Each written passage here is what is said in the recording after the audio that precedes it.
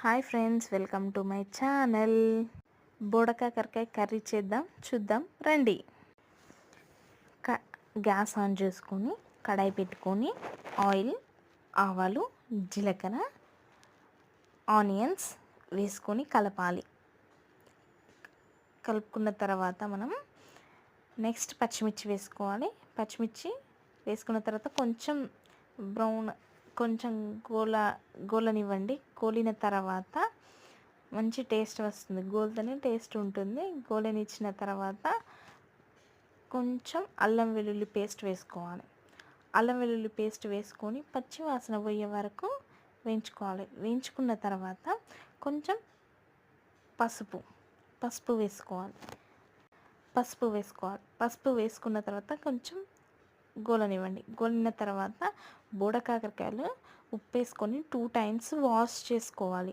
Wash చేసుకున్న తర్వాత మనం బోడకాకరకాయలని అందులో వేసుకొని కలపనిచ్చి కొద్దిసేపు గోలనివ్వాలి. 2 minutes మూత పెట్టాలి. 2 minutes మూత పెట్టి తీసి కొంచెంసేపు కలిపి ఒకసారి కలపాలి.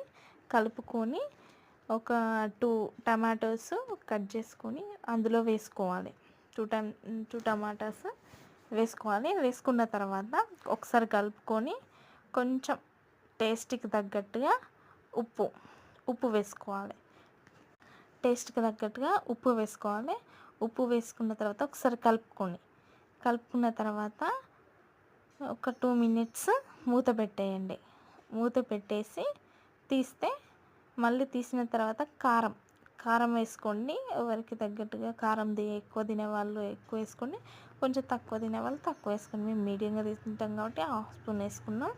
వేసుకున్న తర్వాత ఒకసారి కలిపి 2 minutes మూత పెట్టి తర్వాత తీయండి. తీసిన తర్వాత కొత్తిమీర వేసి సర్వ్ చేసుకుంటే అయిపోద్ది.